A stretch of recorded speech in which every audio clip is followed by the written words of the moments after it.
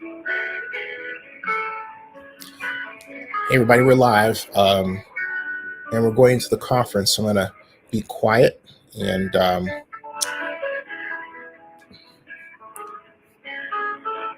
that music you hear, that muzak, is I'm waiting, you know.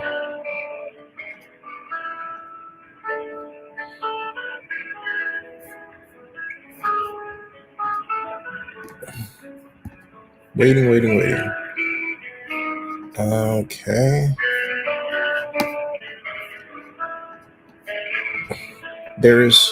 While we're waiting, I will tell you there are, for those of you who are interested, there are only 3 proposed rules changes. That's it. I have never seen so few, but they are there. I wonder why that is. Here we go. Good day, ladies and gentlemen, and welcome to the NFL Media Call. At this time, I turn the conference over to Brian McCarthy, NFL Vice President of Communications. Please go ahead. Thanks, Keith, and thanks to everyone for joining us this morning.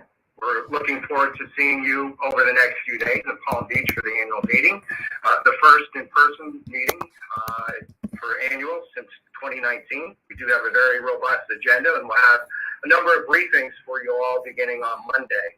We did want to spend a couple minutes here previewing some of the items that will be discussed coming out of Competition Committee as well as Health and Safety. Before we hear from Rich McKay on Competition Committee matters and Jeff Miller on Health and Safety, and then we'll take some questions. We'll begin with some sad news from Mike Signora. Thanks, Brian. Yes, Troy Vincent was going to be joining us on this call, but the NFL family suffered a tragedy last night, and Wayne Mackey, a longtime NFL game official and member of the NFL's officiating staff, died suddenly last night in Florida. Wayne was a highly respected on-field official for 2 decades, both at the collegiate and the professional level. He entered the NFL in 2007 as a head linesman, and he quickly established himself as one of the top officials at his position. He served as the head linesman at Super Bowl 50 and also officiated in 2 conference championship games during his 10 seasons on the field. And then he joined the league office in the officiating department in 2017, focusing on officiating training and development. Wayne was a proud native New Yorker from Brooklyn, a graduate of Colgate, and I think most importantly for those that knew him, he was one of the kindest, nicest, most genuine individuals any of us have ever had the pleasure of knowing. So our condolences to Wayne's wife, Tanya, and their 3 daughters, and all of Wayne's many, many friends. So just wanted to note that first off the top, and then while of course there's no good transition, just remind me of a few details about the upcoming meeting. So of course we will be at the Breakers in Palm Beach beginning on Sunday and continuing through Wednesday. There will be a media workroom set up in the pavilion off of the main drive at the Breakers, and that'll open on Sunday at 11 a.m. Cody Enos and Morgan Driassi of our staff will be there staffing the pavilion. If anyone has not already registered for a credential and is planning to be in Palm Beach, please contact Cody today. His email is Cody, CODY.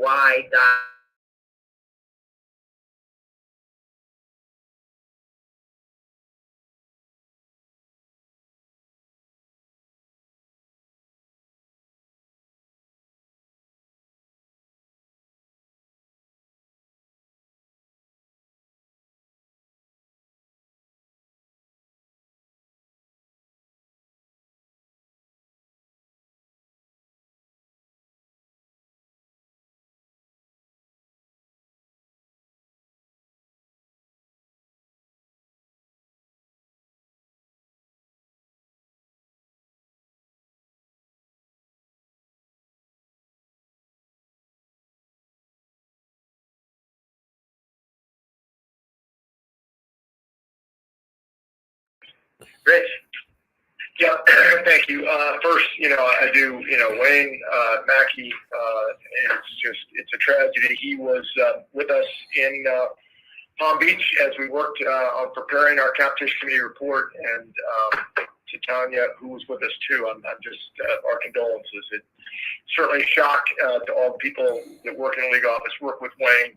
He was a wonderful guy and contributed to the league, in a tremendous fashion. So his loss will be felt. On the competition committee report, as most of you know that have been covering us for years, it's a report that this year will be, over 100 pages long. It really starts with a bunch of meetings and a bunch of feedback. It starts with a survey from to the clubs, and the clubs give us kind of all their critique of the year, what they liked, what they didn't like, any ideas they may have, any rules they'd like us to consider, any rules they want to propose. We did that again this year. We got a lot of good feedback. We understood where they were. I think the game ended up, from their perspective, being in a really good place. We then meet with the head coaches subcommittee, what we call the Madden coaches subcommittee.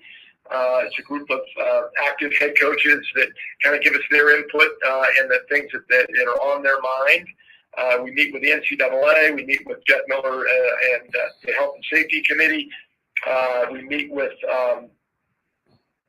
who else did we meet with this year? That might be the whole group. And so in that, what we're trying to understand from them is their perception of the game, any ideas or changes they think, any points of clarification we need to make, and it results in this book. This is the fewest number of proposals I've seen in a while, and that's a good thing. I think the game is in a really, when you look at the game this year, let's all start with the playoffs, because that's kind of where it starts from the perspective of, I'm not sure we've ever had a playoff season that was as exciting as one we just went through. 6 of the 7 final games were decided by 3 points. Exactly 3 points, and the other one was decided in the Kansas City versus Buffalo game on an overtime touchdown. So, it was a really good year. 17th consecutive year that we had a new Super Bowl champion. We had 7 new teams in the playoffs. That's the streak of 32 consecutive years where we've always had 4 or more new teams in the playoffs. All goes to competitive balance, which is kind of the focal point of certainly of our committee. And of the league, and it served us well. I think the other thing that we liked this year is we knew we added an extra regular season game. We're at 17 now, so entering week 18 teams were still in the hunt for the playoffs. 20 is the most we've ever had. That was in 2006.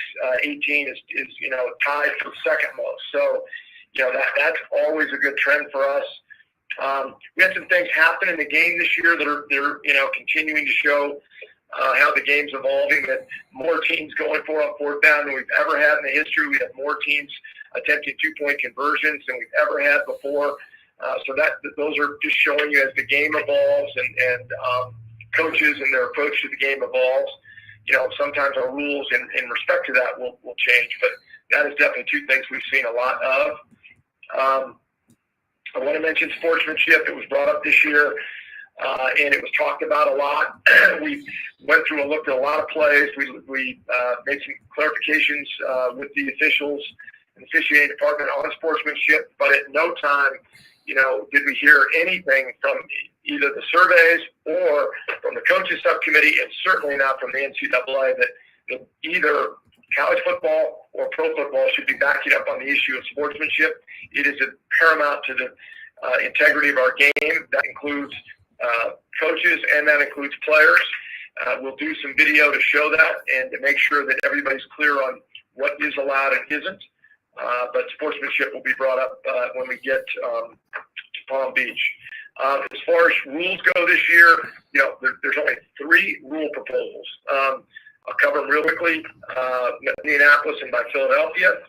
It is an overtime change, and it would guarantee both teams a possession, even if there was a touchdown on the first possession. Plan rule proposal number 2 is by Tennessee. It's really the same proposal as Indy and Philadelphia, except it has a tweak in it that says if on the first possession a team scores a touchdown and goes for 2 points, if they make the 2-point conversion, they win the game. So that's kind of the difference that Tennessee has.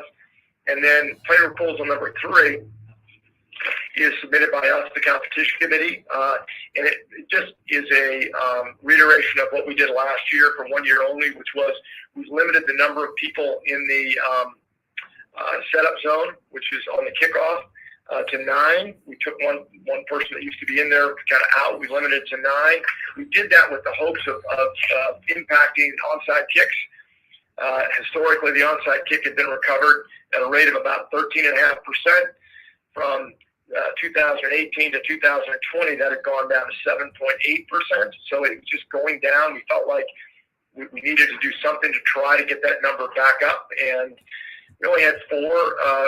We had 4 surprise attempts, but we had a recovery rate this year in total of 13.5, which is back to the historical rate. We didn't have any injuries on the play, and so we ended up, we'll submit that as a permanent rule proposal. Bylaw proposal number 1, there's one bylaw. It's really a procedural thing on postseason. And for teams that are out of the playoffs, if they waive a player, I should say, if they terminate a player, that player is not eligible to be signed by a playoff team. That would be bylaw proposal number 1. And resolution G1 is about the secondary football executive and when you can request permission and when it's required to be granted. It would be now that if you requested permission, the required granting of permission would not be until after the draft, because that person has got so much responsibility for the draft. So that's submitted by Baltimore, Buffalo, Philadelphia, and Tampa Bay. That is that's kind of our report. I'd say this is the first year, I can't remember a year where we've not had more discussion or at least a rule proposal on instant replay. I think that's because the replay assist rule that we put in last year really was very effective. It's only been in place 1 year, so we definitely want to see how it evolves in year 2. But our replay challenges, replay reviews were down from 364 in 2020 to 279 in 2021. Our total review time was down from 328 per game, 3 minutes and 28 seconds, down to 227 per game. That's really, those are good changes for us. So we felt like that replay assist really served us well this year. We went through it with the committee and with the coaches subcommittee in the room, and the officials took it through exactly how it worked operationally. And I think everybody walked away feeling like that change has served us well and will continue to make replay better. We also had the new Hawkeye system, which helped us be kind of more efficient in the way it's operated both in New York and in the stadium. On the statistical review, it was a good year statistically. Time of game was down. Penalties per game were up slightly from 13.20 in 2020 to 13.96 in 2021. That change really was offensive holding. We had a clarification last year in offensive holding for the officiating department. They did a lot of video in the offseason. Those numbers in holding went up this year, but really it's still below historical rates and in a pretty good place, and that drove the penalty number per game where it went. Otherwise, you saw, plays per game down slightly, but points per game at 45.96, basically 46 points a game in a pretty historical place, kind of where we've been lately, and that's a good place for us. So we feel like the game's in a very good place. We had a good year on the field. We had a great year in the playoffs for sure. Felt like replay stabilized itself and it was in a good place. So with that, that's kind of led to a year where we've got a full report, but we don't have a lot of proposals, which is probably a good thing. Hey, thanks, Rich. Let's go to Jeff Miller. Okay. Thanks, and thanks, Rich. Good morning, everybody. On the health and safety side, to share with you briefly the primary topics that we discussed with the competition committee at great length over the last couple of months. First, of course, went over all injuries around the season as we normally do, and it led us to 3 points of emphasis to discuss with the committee. The first being, of course, around concussions and head impacts. We had the fewest number of concussions that we've had in the regular season this past year, despite the fact that there was an additional regular season game, and so we talked about that at length knowing that's certainly a positive trend, but not our goal. Always looking for ways to decrease that number, as well as looking for ways to decrease overall head impacts. So we spoke with the committee about rules related to the use of the head, as well as drills in practice in the preseason that could potentially be tweaked or eliminated, and then emphasized with the committee our strong recommendation for broader application or use of the Guardian cap, which is an additional device on top of the helmet. Specifically, our recommendation for the use of it during preseason practices for the first section of training camp before the first preseason game for offensive and defensive linemen who experience more head impact than any other play. Our laboratory testing showed that the use of that cap would decrease the force of those impacts 10 to 15%. That's obviously a health savings for players, and we want to expand the use of it this year as we look for more ways to get the head out of the game. Secondly, we talked at length about the preseason and injuries to the lower extremities in the preseason, specifically the first week or two, injuries that frequently recur and linger throughout the year. And so we spent a lot of time on acclimation periods, integration of contact, and how clubs should best go about that, as well as a resolution, which we will vote on next week, about expanded use of sensors during preseason for the clubs, so that our engineers and others can track that information, analyze it, and come back to our clubs with some recommendations for better ways to acclimate our players and reduce those injuries. The third area that we talked at length with the committee about was around special teams, where we see an increased risk of injury, especially on the punt. Spent a lot of time on that, both around rules, potential changes to the rules, as well as who the athletes are who are getting injured and what training we're doing with special teams players to see whether or not there are tweaks. Not just a rules issue, it is certainly a conditioning issue, and one that we spend a great deal of time with the competition committee about beginning to look for solutions, and then taking some research back, and that's sort of where we stand at this stage on that. A lot more work to be done, and probably an ongoing conversation over the next year. So I think those are the three primary topics. Rich, I think that nails the big three that we talked to you guys about, so I'm happy to stop there. Okay. Thank you, Jeff. Let's get to our questions. So, Keith, if you can remind us how to ask a question. Absolutely. Ladies and gentlemen, to ask a question, you may do so by pressing *1 on your touch-tone telephones. Make sure your mute function is turned off to allow your signal to reach our equipment. *1. We'll pause a moment to assemble the queue.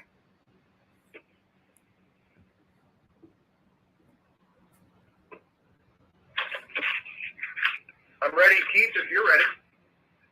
Yes, sir. We'll take our first question from the line of Kevin Seifert from ESPN. Please go ahead. Hi, Rich. Can you hear me? I can now. Yeah. Yeah. I'm sorry. I was wondering, what is your personal take on the overtime proposals? And I see the competition committee obviously didn't endorse either one of them. But what's your sense about where that stands and where you'd like to see it go for this year? Yeah, so I'll hold out for what my vote is. I do think, Kevin, I think there's a lot of momentum to have a change. I think the discussion is going to be around, okay, between these two proposals. The reason that we didn't as a committee put one forth is because we felt like with these two proposals, there's going to be the potential for an amendment on the floor if somebody wants to change either one of these, and these encompass really the major discussion, which is should both teams be guaranteed a possession? Should there be consideration of only in the postseason? I think that will get discussed by some teams because I've heard it discussed as opposed to both the regular season and the postseason. I think my history on this rule tells me that 24 votes is not easy to get, but I do think the statistics absolutely warrant an examination of whether our overtime rules need to be further modified. We did this, as you remember, back in 2010. We moved it to postseason only because we were concerned of what was going on in the postseason. In 12, we did it for the regular season. That meant, you didn't win on a field goal. Is it time to talk about for a touchdown? In my opinion, it is time to talk about it. I think the statistics say that. But 24 votes, that's usually a pretty big hill to climb the first time. But let's see what happens. Next question, please. We'll take our next question from the line of Mark Mask from the Washington Post. Please go ahead. Jeff kind of alluded to this, but for both Rich and Jeff, where are you right now in terms of specifics on potential changes to the fund, and how will that process go from here? Hey, Jeff, you want me to go first? Yeah, go ahead. Yeah, okay. So one thing we talked a lot about the injury data on this market, and a lot with the committee, and then with the coaches subcommittee, and then Troy did a really good job of convening the special teams coaches and watching a lot of tape, having Jeff present to them. And so I think our ideas are they go to training, right? They go to that first. They go to rules, and they go to the fact that we think that from what we understand and the conversations we've had, when the USFL plays this season, they're going to try some modifications to this play, which will give us some indication of what the impact of those modifications would be from an injury standpoint. I think we want to see that, and I think we're going to probably go one more year and see where the injury data is to see, do we need to change where the gunners line up? Do we need to talk about the vice? What can we do to try to lower the number of lower extremity injuries that are happening on this play? Yeah, I think Rich summarized it well. I mean, I think we were meeting with the special teams coaches as recently as earlier this week to go over some of their ideas for how to address it. So there's a lot of work going on, Mark, on the aspect of the USFL, bringing the gunners in towards the numbers, prohibiting going out of bounds. Those are some of the ideas that we've been talking about with the special teams coaches. And so we're eager to see whether that has an effect. We'll certainly work with the USFL, talk to them, look at their injuries on those plays, study those closely. So there's no easy answer to the question of how to drive down some of the injuries on those plays. And so we've got a lot of people working on it and doing the research that needs to be done over a period of time. Certainly conditioning is a big aspect of it, I presume. Rules is something that's going to take a little bit of time for us to continue to research and take some good ideas from a lot of different people. Okay, next question, please. We'll take our next question from the line of Ben Volen from from Boston Globe. Please go ahead. Hey guys, thanks for doing this. Two quick questions today. Just quick ones.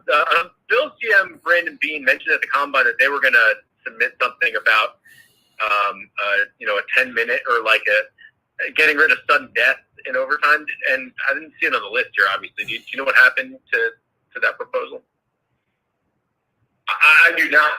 I didn't. That doesn't mean that that he didn't go through the league office with it and discuss it, but I didn't. It didn't come to us as a committee.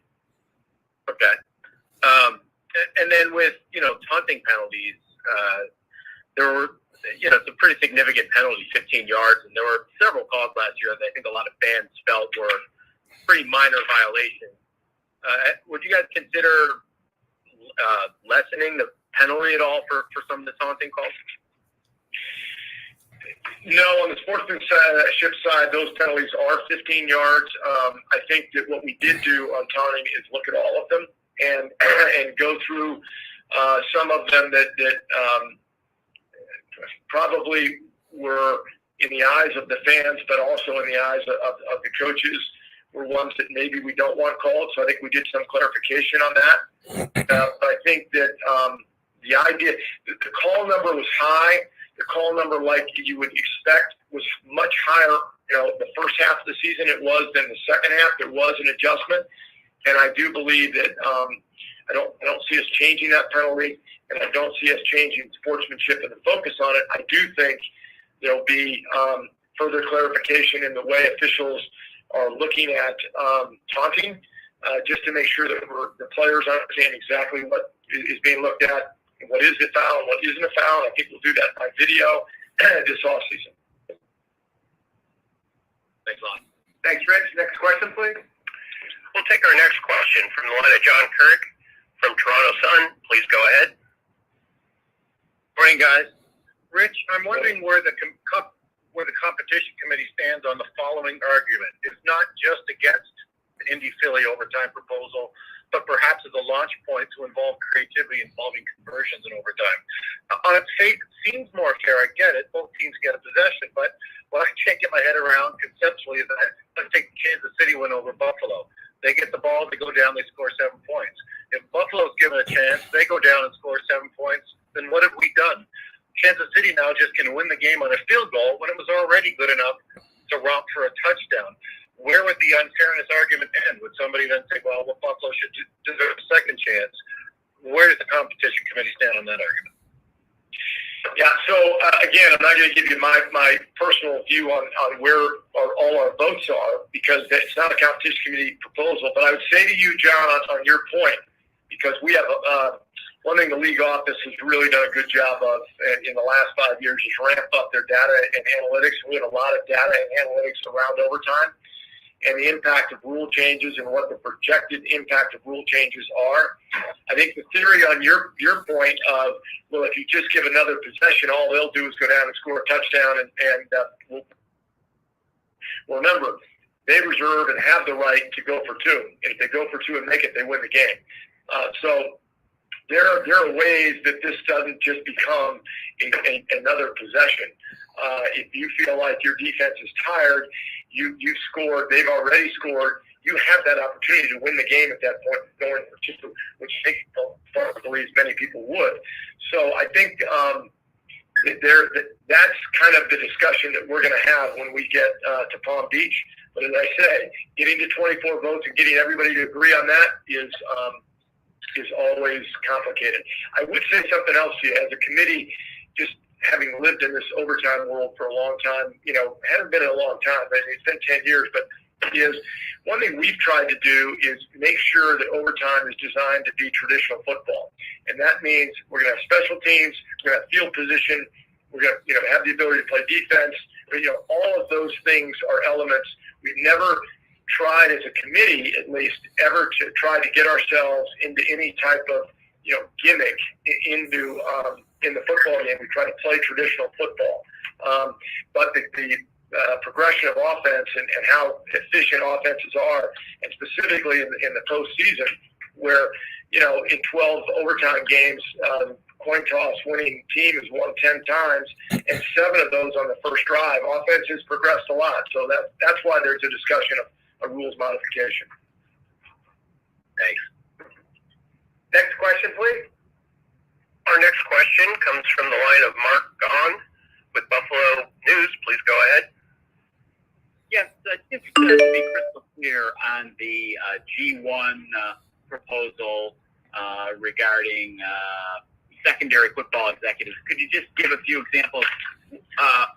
What type of people are we talking about? Secondary executives. For instance, Joe Shane got hired by the Giants this year. He was the assistant general manager. Would he not be able, assistant GM, not be able to be hired till after the draft then?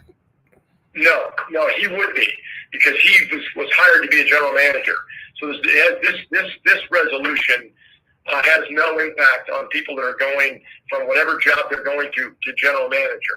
That can happen as soon as that interview process can happen as soon as their season ends, and same process, no change. This resolution deals with the secondary football person. So let's assume Buffalo wanted to hire an assistant general manager, and they were going to go to whoever. They were going to go to the Dolphins and get their director of college personnel. They would have to wait till after the draft for that team to be required to grant permission. That's what this is dealing with, the secondary football executive at a team, not general manager. Thank you. Thanks, Rich. Let's take 2 more questions. Keith? Yes, sir. Our next question comes from the line of Dave Burkett from Detroit Free Press. Please go ahead. Hey, Rich. Appreciate your time as always. You mentioned more 4th down and 2-point attempts than ever before. and how rules, will eventually evolve because of that. I was wondering, how much do you think the past rules changes contributed to that, moving to the PAT, for instance, versus just the general change in philosophy, I guess, of decision makers? And then beyond that, what do you sort of see as being on the horizon in terms of other things that are being talked about that could make those an even bigger part of the game?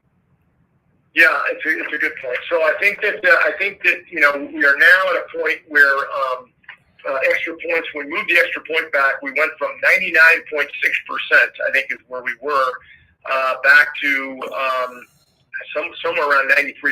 So there's no question that had an impact on people going for two. But there's also no question that analytics and the way people look at the game has had an impact also, because the numbers it's gone up a lot. So I think the extra point movement did one thing. I think the effectiveness of offenses did another.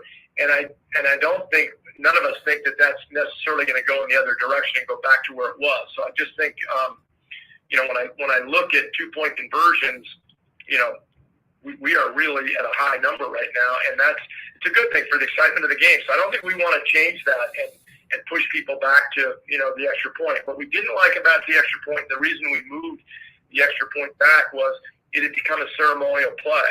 99.6% of the time, everybody did it. Everybody was able to go out and, if they're watching at home, they were able to go out and get a beer, get whatever they wanted, a break, and they missed that play. Now that play is an exciting play, and it's a 2-point play in many occasions. So we like all that. I don't think that changes.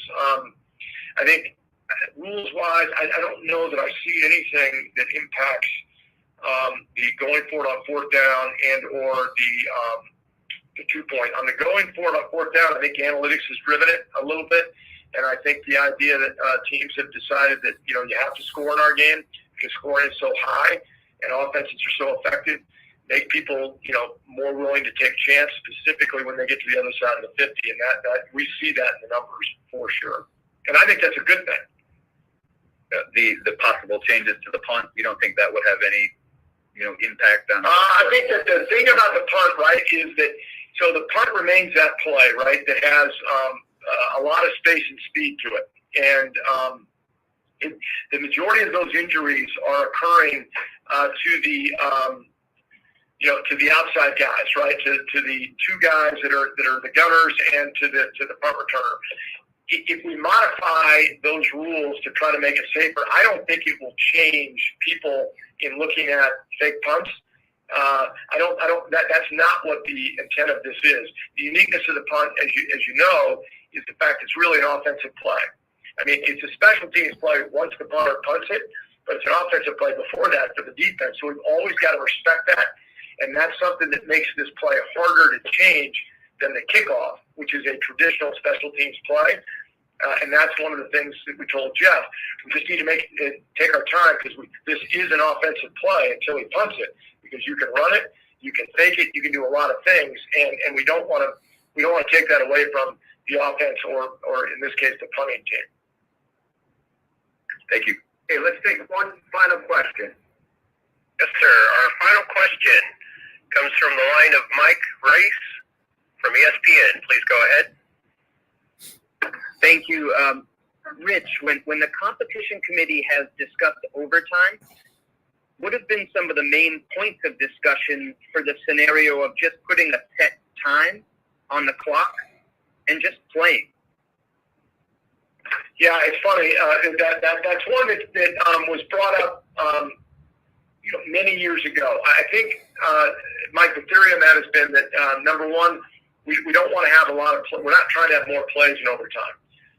We'd love to have overtime. We loved the traditional format of sudden death. We thought that was the best format for overtime there was. It was quick, it was decisive, and it had an incredible amount of excitement to it. The problem was the kickers got too proficient, and all of a sudden the coin toss was creating a problem. I think the reason we've avoided the set time idea is that idea that you're certainly adding more plays. I wouldn't say it's significant, but you're going to add more plays guaranteed, and that's one of the reasons we stayed away from it.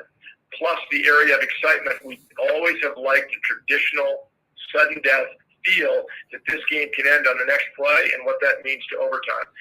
I don't know that that's right, but that's the way I think as a committee, if I'm kind of articulating what I've heard over the years, those would be the discussion points about the idea of a set time. Thank you. Okay, we do want to conclude here. Thank you, Rich. Thank you, Jeff. And thank you, Keith. We look forward to seeing you over the next couple days. Thank you very much. Thanks, Michael. Thanks, Rich. Thanks. Ladies and gentlemen, this concludes today's discussion. We appreciate your participation. You may now disconnect. Oh, hey, everybody. You heard the entire competition committee except for some information that was more best left muted. I'll just leave it at that. But going over, and I have this here, pamphlet here, there are only three, to summarize, only three playing rule proposals that were offered. And what I'm going to do is put these in a scribd file and attach them to the blog version of this YouTube video on oaklandnewsnowblog.com, which you also can get to by typing oaklandnewsnow.com. But if I can summarize them, if I can go through this real quick with you, but not, entirely. First, there was by Indianapolis and Philadelphia, it would amend Rule 16 to allow both teams an opportunity to possess the ball in overtime. The second is by Tennessee, which amends the same rule, 16, Section 1, Article 3, to allow both teams an opportunity to possess the ball in overtime unless the team with the first possession scores a touchdown and a successful two-point try. Number 3 is by the competition committee itself, which makes permanent the free kick formation change implemented during the 2021 season that establishes a maximum number of players in the setup zone. And you heard the discussion regarding those proposal summaries. And 2022, the bylaws proposal it prohibits clubs participating in the playoffs from assigning players who have been terminated by clubs whose seasons have concluded. So in other words, if you're this is a proposal, all right? Right now, the situation is the opposite. You can look around and say, hey, season's over for this team. They have a player that we want, okay? And is signable. So you sign that player. Well, this proposal will want to do away with that. My feeling on this is if you can stock up, if you can stock up during the playoffs and get a particular player, fine. But I think the competition committee is thinking that it, for want of a better term, alters the intent of the playoffs.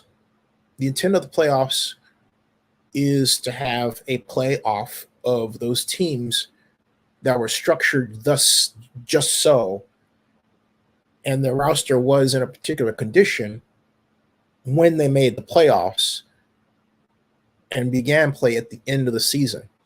To then be able to stock up again essentially changes that team and provides an unfair advantage to certain teams. That's their thinking. I'm not saying I agree with it, but I'm trying to explain what I believe their thinking is. I didn't get a chance to ask a question to really, do a deep dive into that, or at least semi-deep.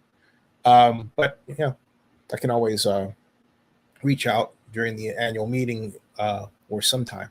By Baltimore, Buffalo, and Philadelphia, and Tampa Bay amends the anti-tampering policy in regards to secondary football executive positions to allow the employer club the choice to retain its player personnel staff through the annual selection meeting. After the selection meeting through June 30th, the employer club is required to grant permission from another club to interview and hire a non-high-level executive or non-secondary football executive for a secondary football executive position. Okay. And basically the idea here in this is that the annual selection meeting refers to the NFL draft. So if you have people you need during the draft, you would prefer those people stick around and help you during that time rather than take off someplace else. And you've got a staffing problem, right? As you heard or may have heard on the conference call, this does not refer to assistant general managers, anybody at the general manager level. It refers to a director of player personnel. It refers to an assistant director of player personnel and people who are in the player personnel area of National Football League team. And so again, it regards what are called secondary football executive positions. And it allows the employer club the choice to retain its player personnel staff intact through the NFL draft. And after it's done through June 30th, the employer club is required to grant permission for another club to interview and hire a non-high-level executive or non-secondary football executive for a secondary football executive position, essentially after the draft. That's the idea. So, basically it's so that you don't get stuck with, a situation where you're saying, hey, I lost people at the wrong time. And apparently that's happened, and which has led to this proposal. On the health, you heard or may have heard some of the information on the health and safety line, health and safety area. And that has to do with a lot of good news regarding reductions, surprisingly, so reductions in concussions, which is a good thing. That means that the heads-up tackling rule and enforcement is making an impact. It's having an impact. And it means that overall the game is in a better place because of that. I'm surprised over this because it seemed just anecdotally we were getting more injuries. I just say anecdotally. Maybe it's because you hear more reporting about them, than in the past. But whatever the case, overall, the good news is regarding concussions. The numbers are down and are down. So anyway, let me close this off because I'm gonna have to take this. Subscribe to Zenny62, bookmark oaklandnewsnow.com, and I'll be back.